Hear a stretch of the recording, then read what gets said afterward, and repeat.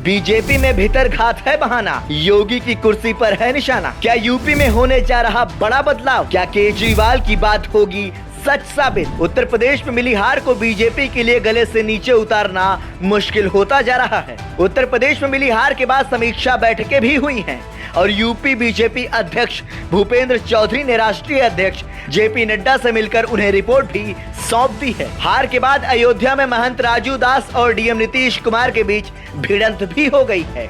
हालांकि राजनीतिक पत्रकारों का मानना है कि यूपी में मिली हार के जरिए सूबे के मुख्यमंत्री योगी आदित्यनाथ को हटाने की तैयारी भी हो रही है। दरअसल योगी आदित्यनाथ को हटाने की बात का जिक्र सबसे पहले दिल्ली के मुख्यमंत्री और आम आदमी पार्टी के मुखिया अरविंद केजरीवाल ने किया था। पिछले महीने जब अदालत से केजरीवाल को चुनाव प्रचार के लिए 21 दिनों की जमानत मिली, तब उन्होंने बाहर निकलते ही बीजेपी पर बड़ा हमला बोलते हुए कहा कि यूपी के सीएम को हटाने की तैयारी हो रही। उन्होंने यहां तक कह दिया कि प्रधानमंत्री नरेंद्र मोदी 3 साल बाद यानी 75 साल के हो जाएंगे और फिर बीजेपी के नियमों के तहत कमान अमित शाह के हाथों होगी, यानी प्रधानमंत्री अमित शाह बनेंगे। राजनीतिक पत्रकारों ने केजरीवाल की बातों से जताई सहमति। वहीं उत्तर प्रदेश की राजनीति पर बारीकी से नजर रखने वाले वरिष्ठ पत्रकारों ने भी केजरीवाल की बातों से सहमति जताई। पत्रकारों का कहना है कि अरविंद केजरीवाल ने जेल से निकलने के बाद जो बातें कही थीं,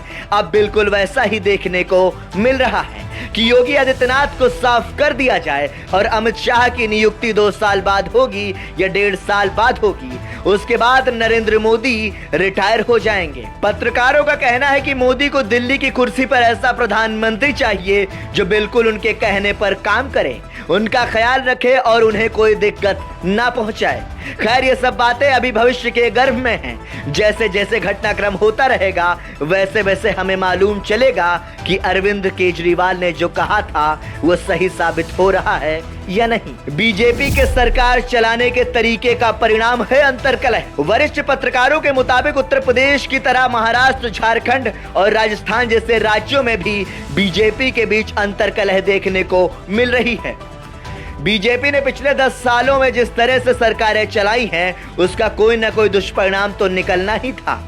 इस चुनाव में नहीं तो अगले चुनाव में होना ही था। यही वजह है कि 2024 में पिछले 10 सालों का दुष्परिणाम सामने आ रहा है।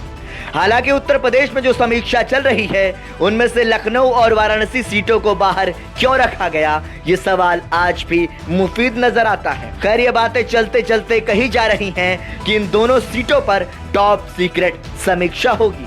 योगी को साफ करने के लिए हो रही समीक्षा। वरिष्ठ राजनीतिक पत्रकारों के मुताबिक ये जो समीक्षा चल रही है, या तो ये योगी को साफ करने के लिए हो रही है या फिर लीपापोती करने के लिए चल रही है।